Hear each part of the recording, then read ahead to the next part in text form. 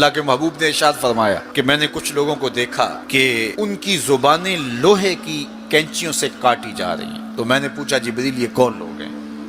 تو کہا حضور یہ آپ کی امت کے فتنہ پرور خطیب ہیں، جو کہا کرتے تھے ان کا اپنا وہ عمل نہیں ہوا کرتا تھا۔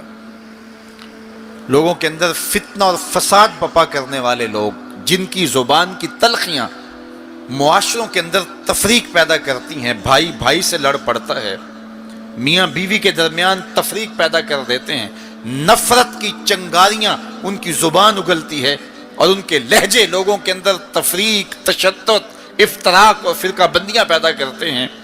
تو ایسے لوگ قیامت کے دن ان کی زبانیں لوہے کی کینچیوں سے کاٹ دی جائیں گی، جس کی صورت اللہ کے محبوب پہلے ہی ملاحظہ فرما چکے۔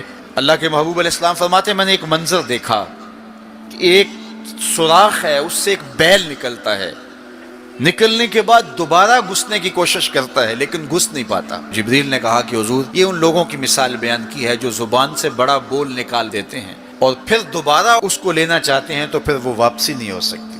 بعض اوقات آپ کوئی ایسی بات کر دیتے ہیں جس سے فتنہ پھیلنا شروع ہو جاتا ہے، جس سے شر پھیلنا شروع ہو جاتی ہے، جس سے لوگ آپس میں الجھ پڑتے ہیں، تو آپ آرام سے زبان سے کوئی جملہ نکال دیتے ہیں لیکن بعد میں اس کو واپس لینا چاہیں لیکن وہ شر پھیل چکی ہوتی ہے۔ تو اسی لیے ہمارے بزرگوں نے ہمیں یہ کہا ہے کہ بولنے سے پہلے 100 مرتبہ بات کو تول لو، غور کر لو، فکر کر لو۔ کمان سے تیر نہ نکلا ہو، آپ کے پاس اختیار ہوتا ہے کہ جب چاہو اس کو پھینک لو، لیکن جب آپ کمان سے تیر چھوڑ چکے ہوں تو پھر آپ کا اختیار ختم ہو جاتا ہے۔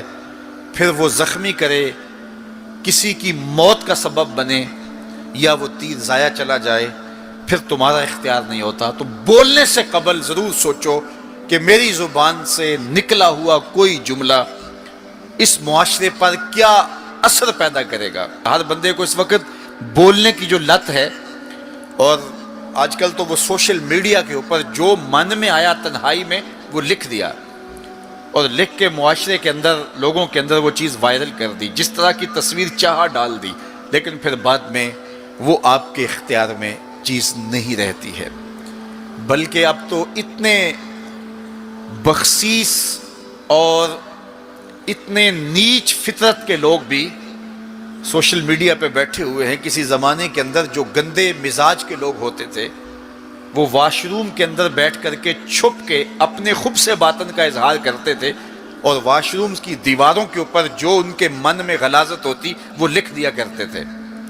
پبلک واش رومز کے اندر ایسے مناظر آپ نے بھی دیکھے ہوں گے کہ انسانیت کا سر شرم سے جھک جاتا ہے۔ ایسے چھوٹی سوچ کے لوگ وہاں بیٹھ کر کے جو ہے وہ لکھ دیا کرتے تھے۔ اب وہی لوگ، ان کو ایک سوشل میڈیا کا پلیٹ فارم مل گیا ہے اور وہ یہاں اپنے بند کمرے میں جو چاہیں لکھ کے اس کے اوپر ڈال دیں، اور اس کی شر اور اس کا فساد اور اس کی غلاظت، اس کی گندگی کے چھینٹے کہاں کہاں تک پہنچتے ہیں، ان کو اس سے غرض نہیں ہوتی۔ تو ایک ایک حرف جو زبان سے نکلتا ہے، تمہارے قلم سے نکلا ہوا ایک ایک جملہ، اس کا حساب ہونا ہے قیامت کے دن۔ ایک ایک چیز کے بارے میں پوچھا جائے گا۔ اور آج اگر تم سوشل میڈیا پہ کوئی بات چھوڑتے ہو، یا کسی مجمع عام کے اندر کوئی بات کرتے ہو، یا تنہائی کے اندر کوئی بات کرتے ہو اور پھر اس کی شر پھیلتی ہے، تو وہ شر تو پھر سفر کرتی رہے گی۔ تم اب وہ جملے کہنے چھوڑ بھی دو، تم اپنا وہ اکاؤنٹ بند بھی کر دو، لیکن وہ شر، وہ غلاظت، وہ گندگی، وہ چھینٹے جو اڑے تھے وہ آگے بڑھتے رہیں گے، اور اس کا گناہ تمہارے نامہ اعمال میں، تمہارے کھاتے میں درج ہوتا رہے گا، حتیٰ کہ تم مر بھی گئے تو پھر بھی تمہارے نامہ اعمال کے اندر وہ سب کچھ اترتا رہے گا۔ اس لیے اپنے آپ کو محتاط کرنے کی ضرورت ہے، اور اپنے ایک ایک لمحے کو محفوظ کرنے کی ضرورت ہے۔ اپنے وقت کو قیمتی جانو۔ اپنی زبان کو کھولنے سے قبل 100 بار سوچو کہ جو میں لفظ کہہ رہا ہوں وہ کیا مجھے کہنا چاہیے یا نہیں۔ میرے اور آپ کے آقا و مولا نے فرمایا جو اللہ اور پچھلے دن پر ایمان رکھتا ہے وہ خیر کی بات کہے ورنہ چپ رہے۔ اس کا چپ رہنا اس کے لیے بہتر ہے، اور اگر وہ کہنا چاہتا ہے تو وہ خیر کی بات کہے۔